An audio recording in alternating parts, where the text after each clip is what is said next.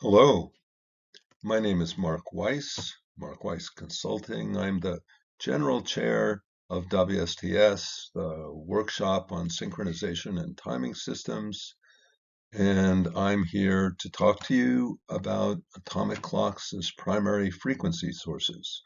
This will be a very brief introduction to how atomic clocks work. I'd like you to understand three things, and I think that'll help you understand atomic clocks. First, atoms are in discrete energy levels. Secondly, energy is proportional to frequency, and a clock is a frequency device. Discrete energy levels, what is this? The change in energy from one level to another is a specific number, neither more nor less. It is a quantum of energy. The word quantum is now popular in our culture. Lots of things are called quanta or quantum. However, the energy levels in atoms, if you put the atom in a magnetic field, it breaks these levels into what are called the hyperfine structure. That's a detail I'm mentioning because you'll hear me refer to that later. Energy is proportional to frequency. Einstein discovered this relationship that a change in energy is proportional to this frequency nu, and the constant of proportionality is this so-called Planck's constant. A change in energy levels, delta E, is proportional to the frequency nu. A clock is a frequency device. Think of the day. The sun rises, the sun rises, the sun rises. This is a system that's repeating. Every morning, it's another same state. The sun rises. Time is a count of frequency states. The sun rising counts up to become the calendar.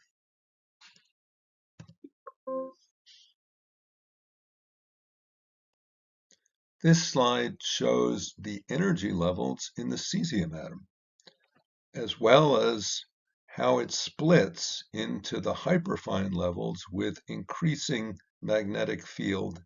So the magnetic field is on the horizontal axis, the energy levels are in the vertical axis, and the change in energy from this 3,0 level below to the 4,0 level above, that change in energy corresponds exactly to this frequency 9.192631770 gigahertz. And the reason it's exact is because it's a definition. The second is defined as this frequency when it is in agreement with this cesium clock transition. And of course, there's a lot of caveats on that. It has to be in vacuum, not being affected by other atoms, and it has to be sufficiently far away from any gravitating objects so that the gravity field doesn't change the frequency. So there's a lot of caveats with quantum mechanical effects on atoms, but yet atomic frequency standards have been made to be much better than mechanical standards. So if an atom is in the upper state, 4,0, and absorbs a photon of exactly that frequency, it will change from the lower state to the upper state if it absorbs a photon, or drop from the upper state to the lower state if it emits a photon of exactly that frequency. The basic passive atomic clock works as follows. You get the atoms that you want to measure in some place, in some form. You depopulate one of these hyperfine levels and then radiate them with a frequency nu that approximates the transition from one level up to another level. You radiate the atoms from the lower that are in the lower level with this frequency. You measure how many atoms have changed the state. In other words, how many atoms have absorbed one of these photons, and hence the atoms go into the upper state, and you have to detect this. And then you continuously correct this frequency nu to maximize the number of atoms that are changing the state. Here's a block diagram of an atomic clock as a passive standard. There's a local oscillator, typically a quartz oscillator. The quartz oscillator has a natural resonant frequency. It's a mechanical oscillator, and there's a mechanical natural resonance for that frequency. You then synthesize from that frequency up to the frequency of transition. For example, for cesium, there's the 9,192,631,770 hertz frequency, and that goes into what is called an atomic resonator. It can be any kind of system. It's not a resonant cavity per se, though there are some.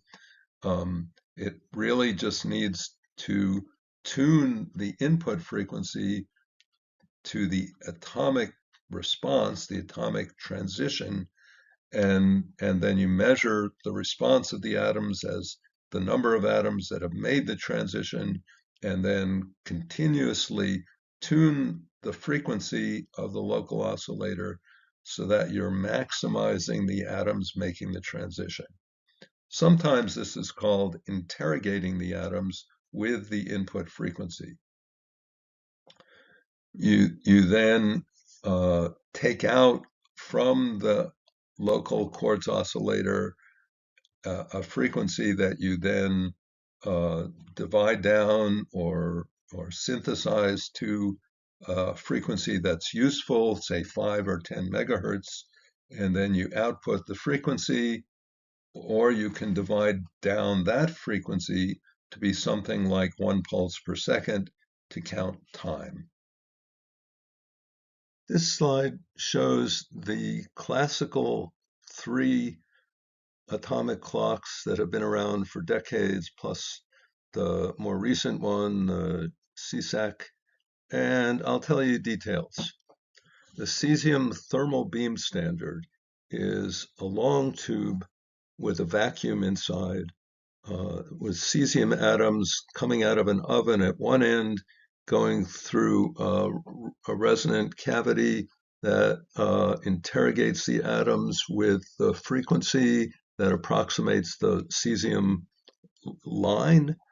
And at the end is a detector to detect how many atoms have actually made the transition from the lower to the upper state. And then the system tunes the frequency that's interrogating the atoms to maximize the number of atoms making the transition. Rubidium cell standard is a much smaller size and lower cost than the cesium thermal beam.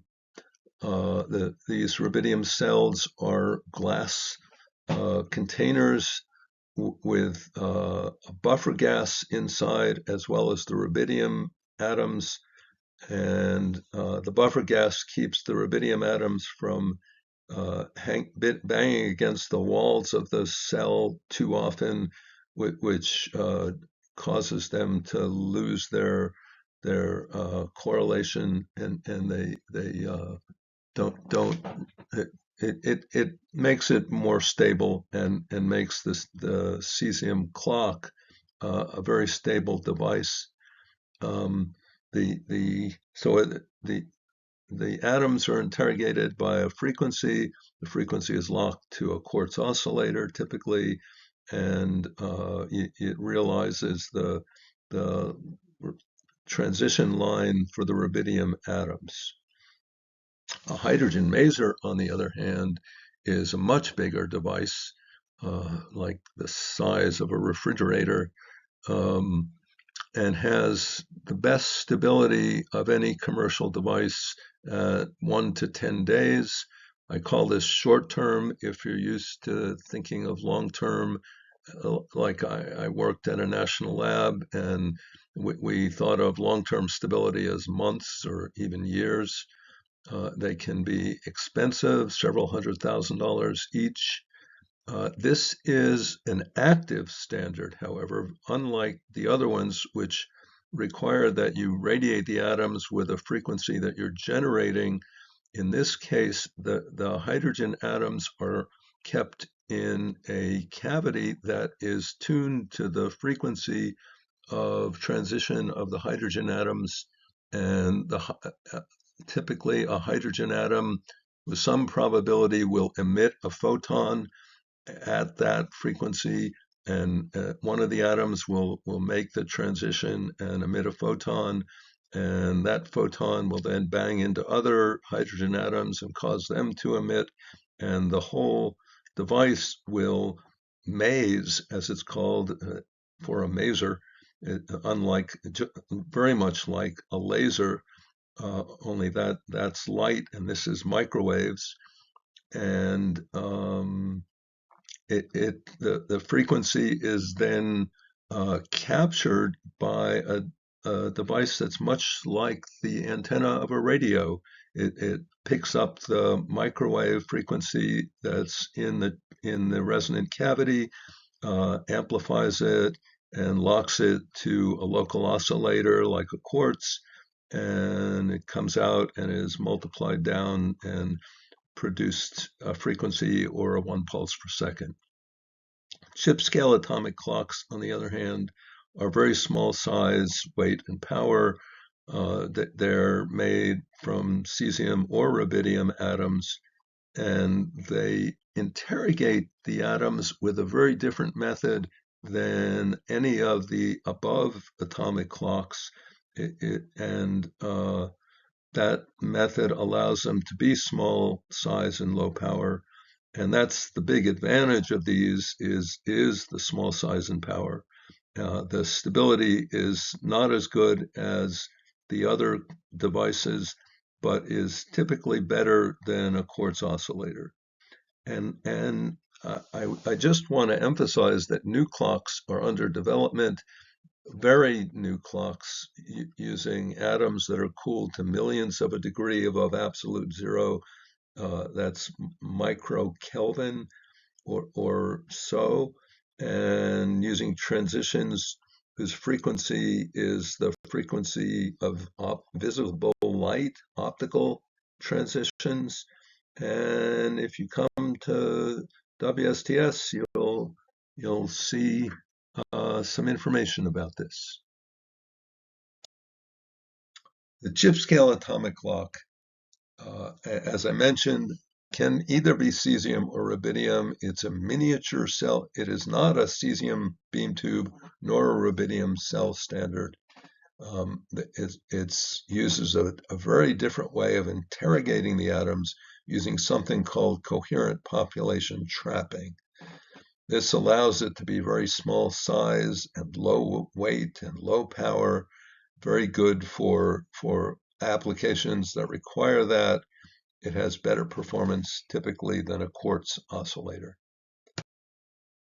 So this plot shows timing error at 1 day in microseconds in a logarithmic scale on the vertical axis. At 1 microsecond at 1 day is 10 to the 0. 100 microseconds at 1 day is higher. 10 to the minus 2, 1/100th of a microsecond at 1 day is lower. And then the power consumption, as you see in watts on the horizontal axis. And you see that a better clock would be lower power, but lower timing error. And it's hard to get the best of everything in one device.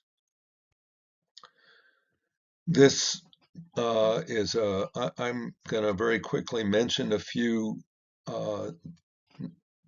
details on this slide.